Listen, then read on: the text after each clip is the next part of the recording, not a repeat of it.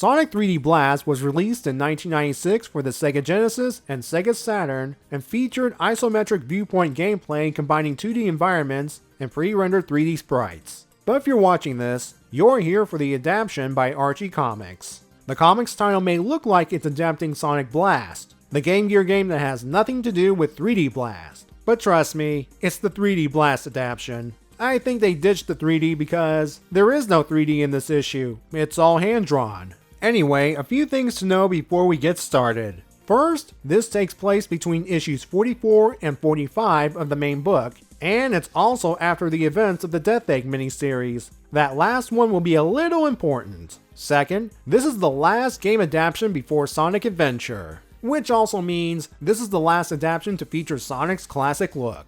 It's kinda hard to adapt something like Sonic R when, spoiler alert, the main villain kicks the bucket in roughly 5 issues. Speaking of endings, this would be the last of the classic 48-page specials that began with Sonic in Your Face. They would go on to be replaced by the Sonic Super Specials. Though, if the original plan to end Archie's Sonic at issue 50 went through, Sonic Blast would have been the last special period. I'll discuss more about this original plan another time, but for now, let's take a look at this game adaptation.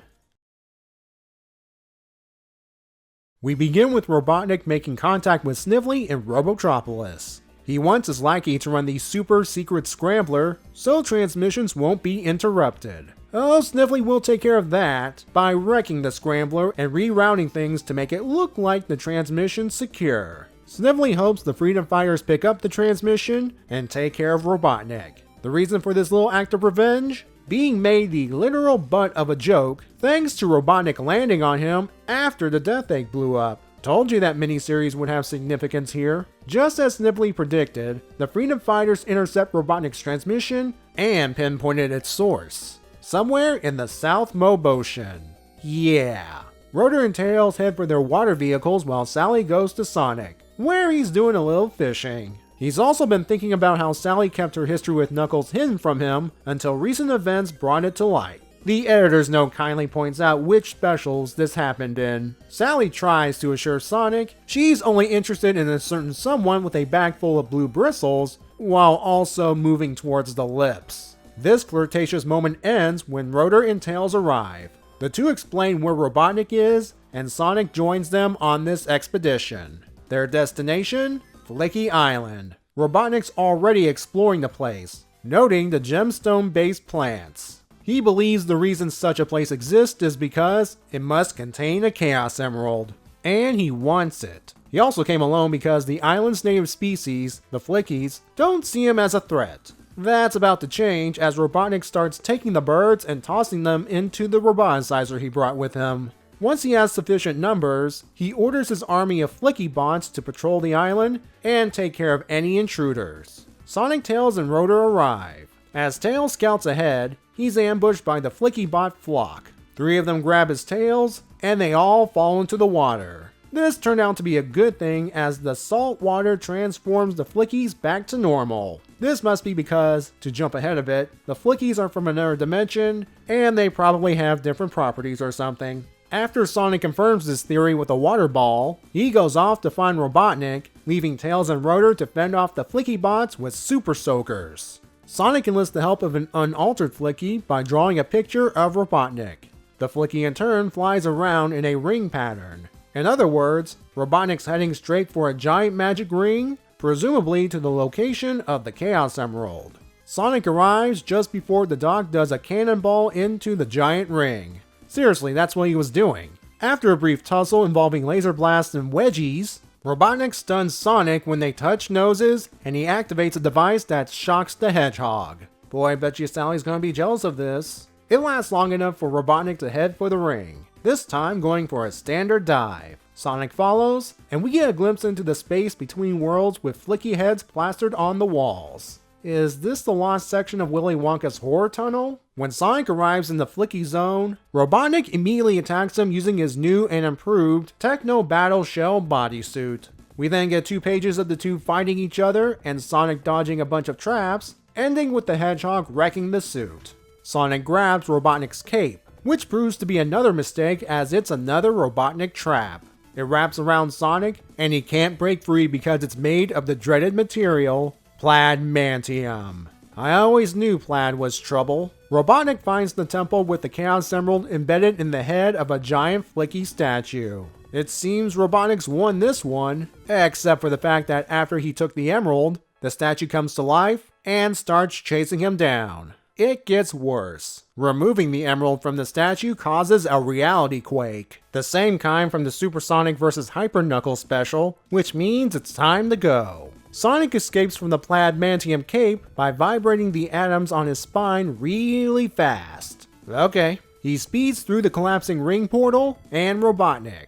Now he could leave the portal to collapse on him, but he has to be a hero and starts pulling the doctor out. Robotnik loses the emerald when a Flicky mistakes it and his hand for the gem flowers they like to eat. Tails and Rotor arrive with the destroyed roboticizer and report that the transformed Flickies are not only back to normal, they went through the magic ring before it went bye-bye. Does that mean the Flickies are now dead because the dimension was collapsing? Or did they return the emerald to the living statue in time? We may never know. Sonic, Tails, and Rotor are heading out, and Robotnik begs for them to take him too. That battlesuit Sonic destroyed was his only transport, and now that it's gone, he's stuck on the island. That's good enough for the trio, and they take off without him. Oh, and apparently one Flicky didn't go through the ring. At least Robotnik will be in good company until he somehow escapes off panel. Time for the 2 backup stories. The first one centers around the Ultimate Freedom Fighter, or TUF Awards.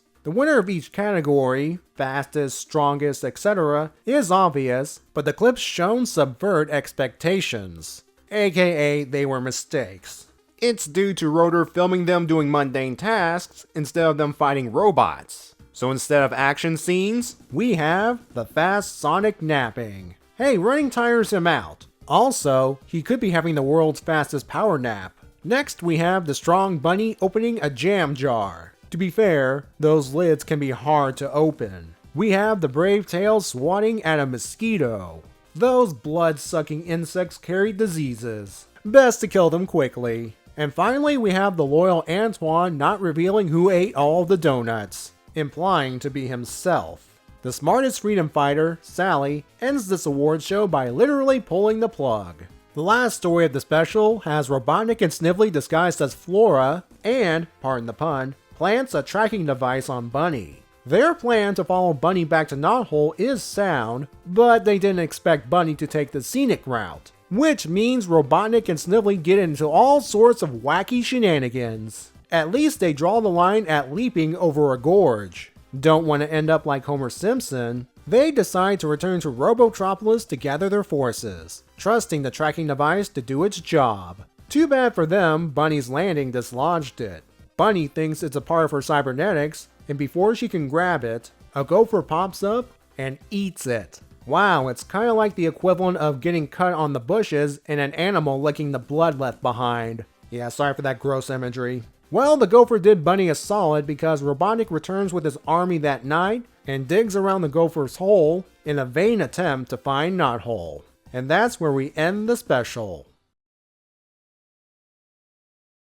I'm of two minds on the backup stories. On one hand, they carry the same goofy tone as the earlier issues. At this point in time, the comic's tone had shifted more towards the serious, at the very least, around sad AM levels. And it'll get darker as the main series approaches issue 50. So it kind of feels out of place. On the other hand, knowing that things will get darker, the stories are a last bit of lightheartedness the series will have for a while. Plus, it's part of a special and not in the main book. So it gets a pass for that. Angelo wrote both backups, which is surprising because the TUF Awards feel like something Gallagher would write in the aforementioned early days. The second story does have an interesting high concept that Angelo likes to employ. While the tone is goofy, I think that and the length are fine because you don't want to draw out the tracking Bunny scenario too long.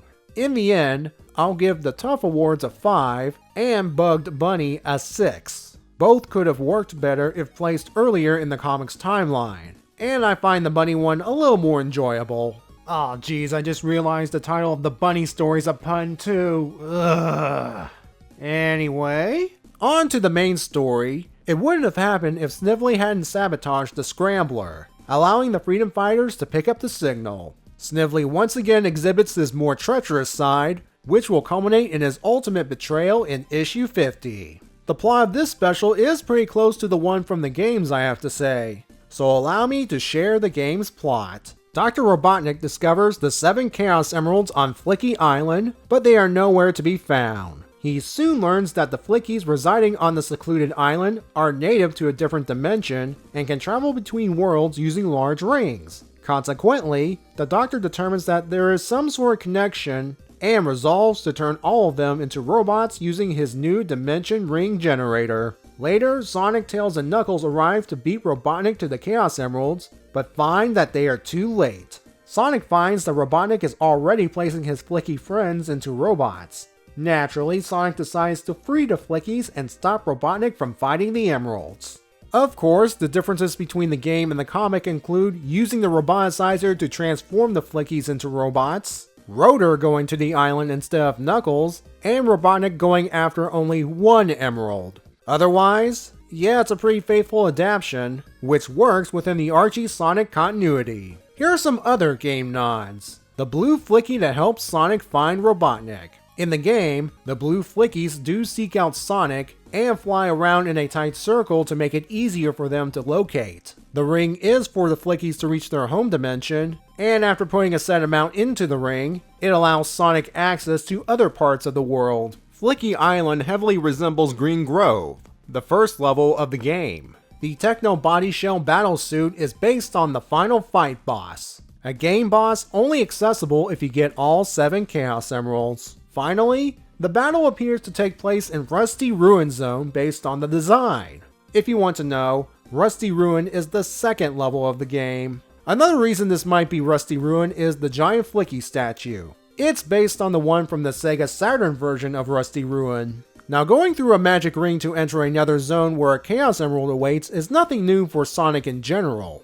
I do want to point out that this is not how Sonic, or Robotnik in this case, gets access to the Emerald. In the game, you need to find Tails or Knuckles in a level, and pay them 50 rings to be transported into the special zone. This is what the Flicky Zone is in the comic, a nice looking special zone. Though it is odd to see Robotnik getting the Emerald for a change. He actually did pretty well facing off against Sonic this time around. After losing his body shell battlesuit, which I assume is based on Death Egg technology, he had some tricks on hand to temporarily stun Sonic. But of course, our heroes had to win in the end, and Robotnik is left on the island for a bit. Trust me, Robotnik, in several issues, you'd wish you stayed marooned on Flicky Island. Final score for this one is an 8. It's a nice fun adventure that honors the game, and has plenty of references to past comic adventures, which I always enjoy. It's also a decent way to end the original run of Sonic 48-page specials. With that, thank you for joining me, and have a good day, everyone.